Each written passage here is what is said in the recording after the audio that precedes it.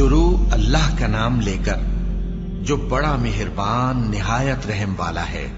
طاسین، یہ قرآن یعنی کتاب روشن کی آیتیں ہیں، مومنوں کے لیے ہدایت اور بشارت ہے، وہ جو نماز پڑھتے اور زکوٰۃ دیتے ہیں اور وہ آخرت کا بھی یقین رکھتے ہیں۔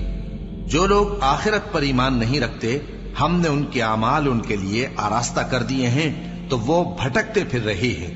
یہی لوگ ہیں جن کے لیے برا عذاب ہے اور وہ آخرت میں بھی بہت نقصان اٹھانے والے ہیں۔ اور تم کو یہ قرآن اس حکیم و علیم کی طرف سے عطا کیا جاتا ہے۔ جب موسیٰ نے اپنے گھر والوں سے کہا کہ میں نے آگ دیکھی ہے، میں وہاں سے رستے کا پتہ لاتا ہوں یا کوئی شعلہ یعنی ایک انگارہ تمہارے پاس لاتا ہوں تاکہ تم آگ تاپو۔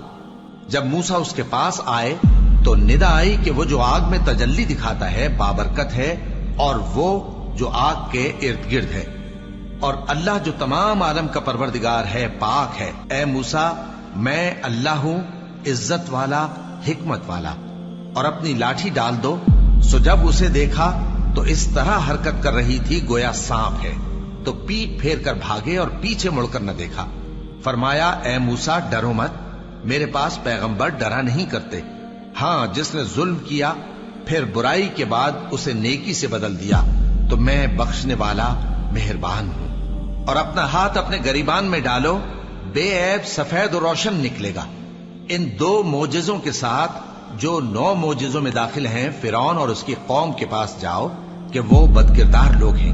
پھر جب ان کے پاس ہماری روشن نشانیاں پہنچیں تو کہنے لگے یہ کھلا جادو ہے، اور بے انصافی اور غرور سے ان کو ماننے سے انکار کیا، جبکہ ان کے دل ان کو مان چکے تھے۔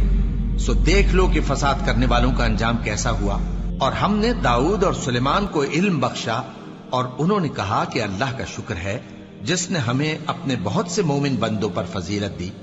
اور سلیمان داؤد کے قائم مقام ہوئے اور کہنے لگے کہ لوگوں، ہمیں اللہ کی طرف سے پرندوں کی بولی سکھائی گئی ہے اور ہر چیز عنایت فرمائی گئی ہے، بے شک یہ اس کا خاص فضل ہے۔